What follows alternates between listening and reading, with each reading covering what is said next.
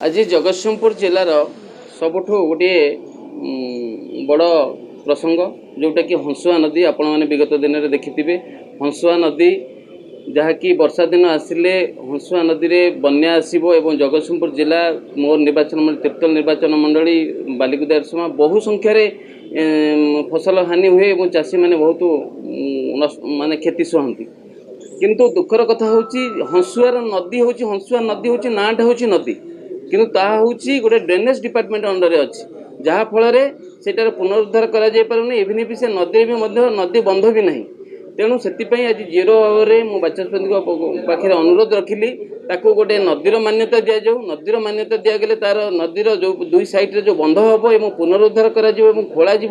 जहाँफल यार दीर्घ हूँ 112 किलोमीटर माने जगतसिंहपुर जिलार आरंभ कंदरपुर आरंभ करके जटाधारी मुहाणी पर्यंत